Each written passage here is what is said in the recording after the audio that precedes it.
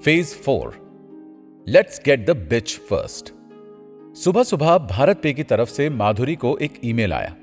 Mail में लिखा था, आपसे रिक्वेस्ट है, कल आप शार्दुल अमरचंद मंगलदास एंड कंपनी के ऑफिस आ जाइए।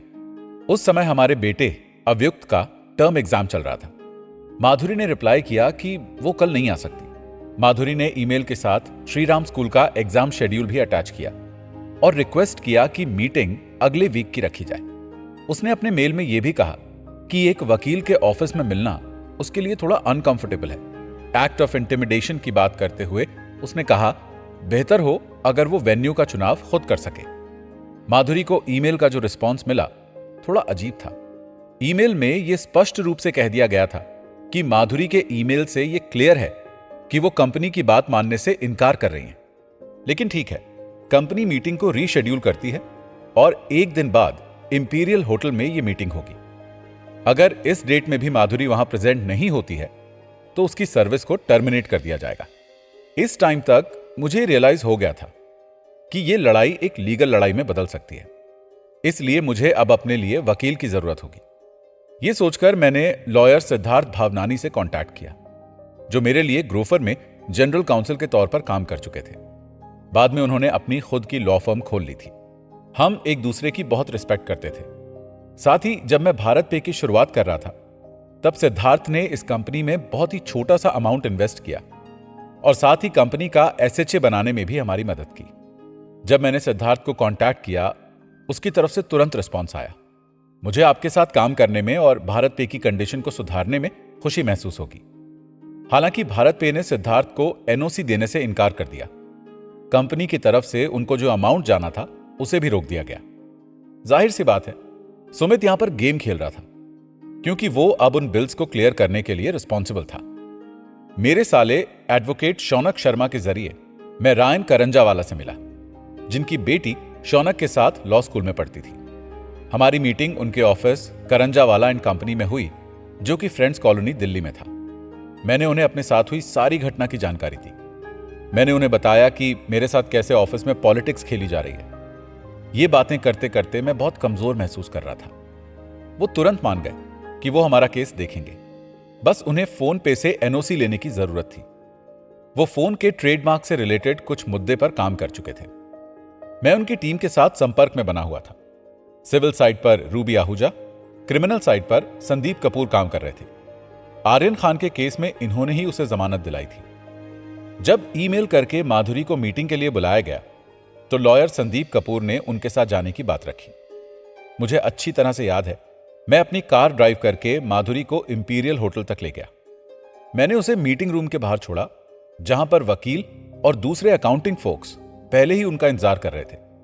माधुरी को अंदर जाना था और मैं बाहर बैठकर उसका इंतजार करने लगा। माधुरी ने उन्हें बताया कि ये एक तरह का कानूनी मामला है और वो चाहती है कि उनके वकील संदीप कपूर उनके साथ अंदर जाएं, लेकिन उन्होंने ये स्वीकार नहीं किया। संदीप कपूर काफी एग्रेसिव लॉयर माने जाते हैं। मेरी तरह वो भी सीधे बात करना ज्यादा पसंद करते हैं। उन्हें बहुत बुरा लगा। उन्होंने कानूनी दांवपेच बताते हुए उनसे बहस की। उन्होंने क्लियर शब्दों में कहा, इस मीटिंग में जो कुछ भी होगा उसे आप रिकॉर्ड नहीं कर सकते। अगर उनकी क्लाइंट किसी भी टॉपिक पर तुरंत जवाब नहीं देना चाहती तो आप उन पर दबाव नहीं डालेंगे। इस तरह की बातचीत के बाद सभी रूम से बाहर आ गए। मैं इन सभी चीजों से बिल्कुल अनजान था। अचानक से हो रही बहस और हलचल ने मेरा ध्यान उस तरफ अट्रैक्ट किया। अभी 15 मिनट भी हो चुके थे।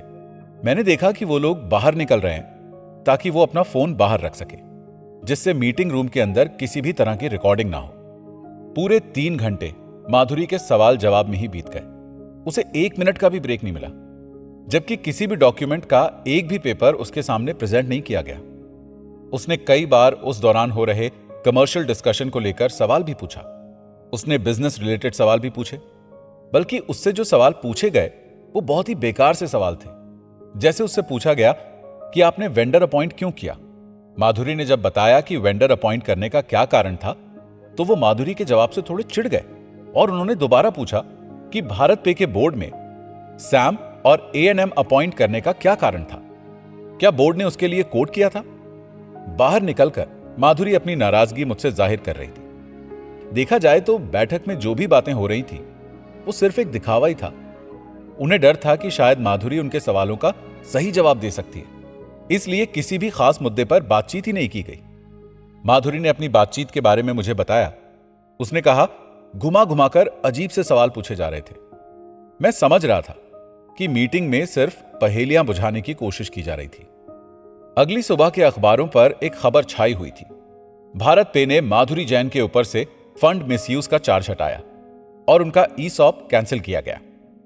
जबकि सबसे हैरानी की बात यह थी कि मीडिया के द्वारा खबर छपने के दूसरे दिन हमें टर्मिनेशन लेटर मिला, यानी कि मीडिया को खबर पहले ही मिल गई थी। टर्मिनेशन लेटर में दिए गए किसी भी मुद्दे को मीटिंग के दौरान उठाया नहीं गया था। मैंने पहली बार माधुरी को इस तरह टूटते देखा था। जब से भारत पे का यह विवाद शुरू हुआ था, वो खुद को संभालती आ रही थी, पर इस बार उसे अकेले सब कुछ सहना पड़ा। उस पर इल्जाम लगाए गए। उसे सबसे ज्यादा तकलीफ इस बात से हुई थी कि कंपनी अब इस हद तक नीचे आ गई है कि उन्होंने उसके ऑफिस के ड्रॉर से एक डर्मेटोलॉजिस्ट का बिल भी निकाला था, जबकि उसकी पेमेंट माधुरी ने खुद की थी। ऐसा इसलिए किया गया ताकि इस ब्यूटी ट्रीटमेंट को लेकर कंपनी के फंड का मिसयूज करने की झूठी कहानी बनाई जा सके। इन बातों ने उसे बहुत तकलीफ पहुंचाई। उसने बोर्ड को एक लेटर लिखा। उसने लिखा कि वो सारे आरोपों को कबूल लेगी अगर बोर्ड ये बता सके कि कंपनी ने इस बिल का वाकई पेमेंट किया है। उनके पास कोई तो सबूत होगा। लेकिन इसके जवाब में कोई भी रिस्पॉन्स सामने नहीं आया। बहुत से लोग जो कॉर्पोरेट गवर्नेंस के साथ होने का दावा कर रहे थे, वो अपने निजी लक्ष्य को हासिल करने के लिए इस तरह की एजेंसी का इस्तेमाल कर रहे थे। सबसे इंटरेस्टिंग बात यह है कि जिस दिन माधुरी को टर्मिनेशन लेटर भेजा गया, उस दिन मैं, माधुरी और मेरे फादर किसी प्राइवेट काम से बाहर गए थे और माधुरी ने अपना ईमेल चेक नहीं किया था। जब हम कार में ही थे, मुझे भाविक की कॉल आई। माधुरी को उसके इरादों पर शक हुआ। मैंने फोन उठाया तो उसने मुझे रिकॉर्डर चालू करने को कहा। फोन पर भाविक ने कहा, मैं रजनीश कुमार के घर से बोल रहा हूं। मुझे बैकग्राउंड में रजनीश की आवाज भी सुनाई दे रही थी। भाविक ने मुझसे पूछा कि क्या हम एक बार मिल सकते हैं? मैं एम्बियंस आइलैंड में रजनीश कुमार के घर पर हूं, क्या तुम यहां आ सकते हो? मैंने एक्साइटमेंट ना दिखाते हुए भाविक से कहा, क्या तुम पंचशील क्लब आकर मुझसे मिल सकते हो? जिस पर उसने जवाब दिया कि रजनीश कुमार उससे मिलकर बात करके वापस आ जाएंगे। मेरे फोन रखते ही माधुरी ने मुझसे कहा, ये लोग तुम्हें फंसाना चाहते हैं, इनसे मिलने का कोई मतलब नहीं है। न सिर्फ माधुरी बल्कि मेरे पिताजी भी कुछ ऐसा ही सोच रहे थे। माधुरी वकील से मिलती उससे पहले ही रजनीश कुमार आ चुके थे। वो मुझसे मिलना चाहते थे। उन्होंने मुझसे कहा कि लीला होटल में मिलते हैं। उसने ये भी कहा कि आपको आपका हिस्सा ले लेना चाहिए। मैंने रजनीश कुमार से पूछा, आखिर तुम हमसे क्या चाहते हो? उसने कहा कि मैं चाहता हूं कि हम मिलकर एक कमर्शियल प्रपोजल तैयार करें। उसने फोन पर ही यह प्रपोजल रेडी किया और फोन मुझे दे दिया ताकि मैं एक बार देख सकूं। मैंने उसका फोन अपने हाथों में लिया और देखा कि यह प्रपोजल हर्षजीत सेठी को भेजा जाएगा, जो कि सिकोया से है। यह बात तो तय थी कि वो अपने नए इन्वेस्टर गुरुओं से इंस्ट्रक्शन लेकर आए थे। जाहिर सी बात है, हमने इस प्रपोजल को लेकर कोई डिसीजन नहीं लिया और बात आगे पर टाल दी। भाविक ने कुछ देर बाद मुझे फोन किया। उसने कहा कि वो मुझसे पंचशील आकर मिलना चाहता है। मैंने उससे कारण पूछा। उसने कहा बात करनी है, जिस पर मैंने उसे जवाब दिया, बातें तो प्रेस में हो रही हैं। मेरे ऐसा कहते ही भाविक की आवाज कुछ बदल सी गई। उसने मुझसे कहा, तुझे बात नहीं करनी है? अब देख मैं तेरे साथ क्या करता हूं। वो मुझे गाली दे रहा था, अपशब्द बोल रहा था। वो मुझे धमकी देना चाहता था। बाद में हमने मेल देखा तो पता चला कि माधुरी का टर्मिनेशन लेटर कॉल आने से पहले ही हमें भेज दिया गया था। शायद भाविक उस कॉल पर मेरा रिस्पॉन्स जानना चाहता होगा, या फिर वो मुझ पर दबाव बनाना चाहता था। मैंने इस बारे में अपने वकील संदीप कपूर से बात की और उनसे एडवाइस मांगी। उनका कहना था कि वो साफ तौर पर आपको मारने की धमकी दे रहा था। हम पुलिस में शिकायत लेकर जा सकते हैं। मैंने अपने वकील से कहा कि वो कंप्लेंट ड्राफ्ट तैयार करें। हम हौस खास पुलिस स्टेशन पर इसे दर्ज करेंगे। लेकिन माधुरी इस बारे में थोड़ा अलग सोचती थी। उसने कहा कि हमें पुलिस कंप्लेंट नहीं करनी चाहिए। हम उनके लेवल तक नहीं गिर सकते। हमें इस कठिन समय में अपनी डिग्निटी को बनाए रखना है। आखिर रजनीश मेरी बैचमेट प्रेरणा के पापा हैं। मुझे माधुरी का फैसला सही लगा। हमने वकील के थ्रू रजनीश कुमार के व्हाट्सएप पर एक लीगल कंप्लेंट ड्राफ्ट करवा कर भेजा। हमने पुलिस में कंप्लेंट नहीं की। उन्होंने रिप्लाई किया, तुमने मुझे कहां फंसा दिया, मैं तो एसबीआई जैसे ऑर्गेनाइजेशन का चेयरमैन हुआ करता था। रजनीश शायद इन बातों से घबरा गए थे। उसने मुझे तुरंत एक मेल लिखा। उसने लिखा कि सुहेल, भाविक और शाश्वत उस दिन बिजनेस की फ्यूचर प्लानिंग करने मेरे घर आए थे।